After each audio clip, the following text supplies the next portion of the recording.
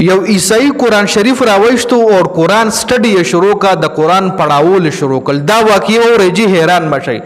ډیر واقعیت الله پاک زمونږ د سبق حاصلولو د لپاره په دې دنیا کې تیرې کړي ډیر داسې واقعیت دي، خو مونږ افسوس چې مونږ د هغې نه سبق نه اخلو. مونږ هغه واقعیت وورو، مونږ د بل د خولې نه وورو، یې خپله چېرته پړاو کړو، خو بس هماغه ټایم پې لږ ډېر سوچ وکړو او بیا هغې نه پسه واقعه زمونږ نه ایره هم شي. په دې واقعه کې زمونږ دپاره څومره غټ عبرت ته راځئ چې ورشو پې. یو عیسائی جی هغه په قرآن شریف راوښتو چې ودرېږه یو ورځ دا قرآن شریف هم سټډي کړم چې دې کې څه دي.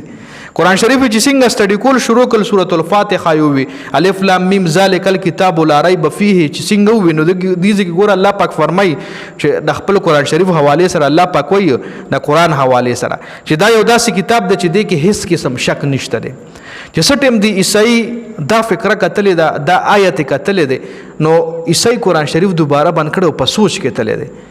چې یاره ما خو د دنیا کتابونه په دې دنیا کې سټډي کړي دي، هغې کې اکثر په آخر کې چې کوم د کتاب آتر وي چې چا چې کتاب لیکلی وي انسان یادوم الله پاک خو دغه یو قرآن شریف مونږ ته رالیږلی دی. وایي ما خو د دنیا کتابونه سټډي کړي دی کې اکثر آتر په آخر کې لیکلي وي که نه، ډسکلیمر یې ورکړي وي او په هغې کې لیکلي چې دې کتاب کې ما مکمل خپل ایفورټ کړی دی، خپل علم مې ستاسو وړاندې راوړلی دی، خو که دې کې څه کوتاهي څه غلطي شوي وي نو هغه تاسو مونږ له مینشن کولی شئ. مونږ به د دې کتاب په نیکسټ پارټ کې یا مونږ دې کتاب کې د خپلې غلطۍ تسلیمولو هغې مخکې نه د خپلې غلطۍ تسلیمولو اقرار کړي وي چې په دې کې که چېرته غلطي مونږ نه شوي وي نو د هغې مونږ غلطي تسلیمو. ډېر آترز داسې وي یا د خپل کتاب په سر کې یا په اینډ کې باقاعده ډسکلیمر ورکړي وي. نو دې ځای کې عیسائی هم دا سوچ وکړو چې یاره دا څنګه کتاب دی قرآن شریف چې دې کې الله پاک ګوره په ړومبني دغه یو صفحه مې ووي او په ړومبني صفحه کې الله پاک ډایرکټ فرمایلی دي چې دا یو داسې کتاب دی چې دې کې هیڅ قسم شک نشته دی.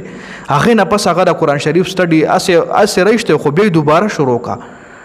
دوباره شروع کا او دغه مختلف قرآن شریف آیاتونو سټډي کولو نه پس قرآن شریف لا مکمل سټډي کړی هم نو چې سړی مسلمان شو، سړی کلمه وویجي، عیسایت نه ډایرکټ مسلمان شو، اسلام قبول کو جی.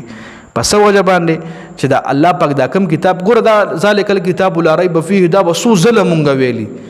څو ځله به مونږ ویلي، په سلګونو ځله به مونږ ویلي، په زرونو ځله به د مونږ مخې له راغلي، د بل د خولې نه به مو اورېدلي، خپله به مو ویلي، استاد یې پسې چې مونځ کوو هغې کې به مو اورېدلي وي، په تراوو کې به مو اورېدلي وي، مختلف ځایونو کې لیکلي به مو لیدلي وي، خو مونږ پې دا سوچ چېرته نه دی کړی. خو چې کله هم ګوره یو غیر مسلم په قرآن شریف باندې سټډي کړی ده که نه، قرآن شریف باندې هغه رایشتلی چې زه په دې باندې ریسرچ کوم نو که هغه غیر مسلم دی هغه مسلمان شوی دی، نو قرآن شریف دومره غټ تاثیر دی. خو افسوس چې مونږ صرف قرآن شریف تاخونو ته کېښودو دپاره اخیستلي دي، صرف په رمضان کې مونږ راخلو، رمضان کې مونږ د هغې سټډي کوو، تلاوت یې کوو، هغې نه علاوه تلاوت خو مونږ اسم اورو، قرآن شریف د بل د خولې نه مورو، خو چېرته مونږ سوچ نه دی کړی چې آیا راشه د عربۍ کې خو دا آیت مونږ ووي خو دې کې الله پاک فرمایلی څه دي، الله پاک دا آیت په کم شان باندې نزول کړی دی، په کم ځای کې نزول کړی دی، دې کې الله پاک مونږ ته څه ویلي دي، دې کې الله پاک خوږ نبي له څه ویلي دي، دې کې زمونږ دپاره څه حکم دی. خو مونږ دا چېرته دې کوشش نه دی کړی. یقینا که چېرې مونږ قرآن شریف سټډي کو په ترجمه و تفسیر باندې نو مونږ له به الله پاک دومره علم راکړي مړه چې یو د دنیاوي تعلیم چې پی ایچ ډي م کړي که نه نو هغه سره مونږ ډېر ښه ډیبیټ کولی شو. دومره غټ علم په دې قرآن شریف کې پروت دی.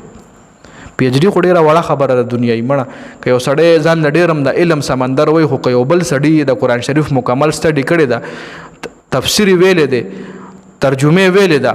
نو هغه له څوک شکست نشي ورکولی، لکه هغه سره دومره علم الله پاک په دې یو قرآن شریف کې کېښودی دی. خیر دا یو واقعه وه، ما وی تاسو سره یم شریکه کړم. د ویډیو کتلو زیاته مننه. ویډیو د ثواب په نیت باندې مخکې ملګرو له ورسوئ. والسلام.